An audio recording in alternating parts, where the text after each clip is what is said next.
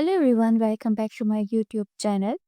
ज़रा सोचिए, अगर आज से 3 महीने बाद आप आईने के सामने खड़े हों और आपके बाल ज़्यादा घने, स्ट्रॉन्ग और जिंदा लग रहे हों। ना फॉलिकल, ना हेयर फॉल, ना ड्राइनेस, ना स्कैल्प का मसला, सिर्फ हेल्दी ग्रोथ। सवाल ये है कि क्या ये मुमकिन है बिना महंगे ऑयल्स, बिना केमिकल्स और बिना सैलून के चक्कर के? तो जवाब है हाँ, बिल्कुल मुमकिन है। बस स्टार्ट ये है कि आप बालों को सिर्फ बाहर से नहीं, अंदर से समझना सीखें। आज की वीडियो में मैं आपको सिर्फ हेयर ग्रोथ ऑयल बनाना नहीं सिखाऊंगी, बल्कि ये भी बताऊंगी हर इंग्रेडिएंट का असल में कैल के अंदर क्या काम होता है, क्योंकि जब समझ आ जाए तो नतीजा खुद बोलता है। तो चलो वीडियो स्टार्ट करते हैं बिना टाइम वेस्ट किए।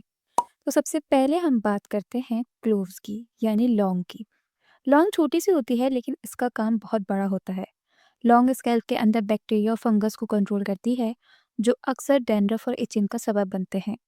लेकिन इससे ज़्यादा इम्पोर्टेंट बात यह है कि लौंग डोर्मेंट हेयर फॉलिकल्स को स्टिमुलेट करती है, यानी जो जड़ें सुस्त हो चुकी होती हैं उन्हें सिग्नल देती है कि भाई दोबारा काम शुरू करो। इससे हेयर ग्रोथ स्लो नहीं रहती, बल्कि ग्रेजुअली इम्प्रूव होने लगती है। अब अगला इंग्रेडिएंट हमारे पास है फेनुग्रीक सीड, यानी मेथी दाना।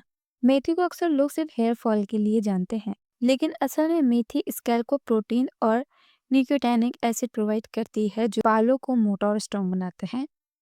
जिन लोगों के बाल बहुत ज़्यादा पतले हो गए होते हैं, उनके लिए मेथी एक नेचुरल सपोर्ट सिस्टम जैसा वर्क करती है। मेथी स्कैल्प को मॉइस्चराइज भी करती है, जिससे डैंड्रफ और ब्रेकेज कम होता है। अब बात करते हैं कलौंजी की, जिसे यूं ही सीड ऑफ ब्लेसिंग नहीं कहा जाता, क्योंकि कलौंजी हेयर ग्रोथ के लिए इस कदर पावरफुल है कि ये स्कैल्प की इन्फ्लेमेशन को कम करती है और हार्मोनल इम्बैलेंस को भी सपोर्ट करती है। बहुत से लोगों में हेयर फॉल की वजह से सिर्फ बाहर का इशू नहीं होता, बल्कि अंदर का इम्बैलेंस होता है, और कलौंजी यहाँ बहुत क्वाइटली अपना काम करती है। ये हेयर रूट्स को स्टेबल बनाती है, ताकि नए बाल गिरने के बजाय टिक कर ग्रो करें। इसके बाद हम यहाँ ऐड करेंगे सीसम सीड्स, यानी तिल। तिल कैल्शियम, मैग्नीशियम और जिंक से भरपूर होते हैं, जो हेयर रूट्स के लिए फूड का काम करते हैं। तिल स्कैल्प को नरिशमेंट देते हैं, जिससे ये हेयर ब्रेकेज कम होता है और बाल ज़्यादा इलास्टिक और शाइनी हो जाते हैं। जिन लोगों के बाल जल्दी टूट रहे होते हैं, उनके लिए तिल बहुत ज़्यादा इफेक्टिव इंग्रेडिएंट है। अब बात आती है करी लीव्स की, यानी कड़ी पत्ता। कड़ी पत्ता सिर्फ स्मेल के लिए नहीं होता, बल्कि ये मेलानिन प्रोडक्शन को भी सपोर्ट करता है और स्कैल्प के अंदर एंटीऑक्सीडेंट प्रोटेक्शन देता है। इसका मतलब ये है कि ये बालों को प्री मेच्योर एजिंग से भी बचाता है और हेयर फॉलिकल्स को हेल्दी एनवायरनमेंट प्रोवाइड करता है। हेल्दी स्कैल्प को मतलब हेल्दी ग्रोथ, और करी लीव्स यहाँ पर काम करते हैं। अब हमारे पास सेकंड लास्ट इंग्रेडिएंट है गार्लिक, यानी लहसुन। गार्लिक सल्फर से भरपूर होता है और सल्फर हेयर ग्रोथ का एक की एलिमेंट है। लहसुन स्कैल्प के अंदर सर्कुलेशन को और ज्यादा बूस्ट करता है और वीक रूट्स को स्ट्रेंथ देता है। लेकिन याद रखें, गार्लिक थोड़ा स्ट्रॉन्ग होता है, इसलिए इसका सही तरीके से यूज करना बहुत ज्यादा जरूरी है। अब हमारे पास लास्ट इंग्रेडिएंट है, जो कि जाहिर सी बात है बिल्कुल मेन है। वो है मस्टर्ड ऑयल, यानी सरसों का तेल, जो इस ऑयल की बेस है। देखो, सरसों का तेल गरम तासीर रखता है, लेकिन ये सिर्फ गरम ही नहीं करता, बल्कि स्कैल्प के अंदर ब्लड सर्कुलेशन को भी तेज करता है। जब सर्कुलेशन तेज होती है, तो हेयर रूट्स तक ज़्यादा ऑक्सीजन और न्यूट्रिएंट्स पहुंचते हैं, और हेयर ग्रोथ के लिए यही सबसे पहली रिक्वायरमेंट होती है। वीक सर्कुलेशन का मतलब होता है वीक रूट्स, और स्ट्रॉन्ग सर्कुलेशन का मतलब होता है स्ट्रॉन्ग, लंबा चलने वाला हेयर सिस्टम। इसीलिए पुराने ज़माने में बालों के लिए सबसे पहले सरसों का तेल यूज़ होता था।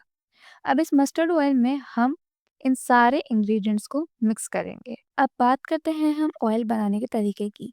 एक पैन में हमने 1 टेबलस्पून क्लोव्स, 2 टेबलस्पून मेथी दाना, 2 टेबलस्पून कलौंजी, 5 से 6 पत्ते आपने करी लीव्स के लेने हैं, और 3 आपने लहसुन की जवें ले लेनी है। उसको छोटा छोटा कट करके आपने डाल लेना है, ठीक है। इसके बाद हमने पैन में ऑयल डालना है और हमने आंच तेज कर देनी है थोड़ी सी।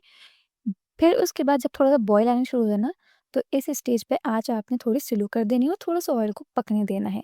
जलने मत देना, थोड़ी हल्की आँच पे इसको पकाना, ठीक है? फिर उसके बाद जब ये थोड़ा-सा कलर चेंज हो जाए ना इस ऑयल का, तो आपने इस स्टेज पर आँच बंद कर देनी है और ऑयल को ठंडा होने दें। फिर छान कर शीशे की बोतल में या फिर आप किसी भी प्लास्टिक की बॉटल में स्टोर कर सकते हो, लेकिन ठंडा हो जाए उसके बाद, वरना प्लास्टिक जो है ना मेल्ट हो जाएगी। ठीक है? लेकिन याद रखें, हेयर ग्रोथ सिर्फ ऑयल लगाने से नहीं होती, बल्कि ऑयल लगाने के तरीके से होती है। इस ऑयल को हफ्ते में रात के वक्त यूज़ करें। उंगलियों के पोरों से स्कैल्प मसाज करें, नाखून से बिल्कुल भी ना करें। मसाज कम से कम 10 मिनट करें ताकि ब्लड सर्कुलेशन प्रॉपरली एक्टिवेट हो।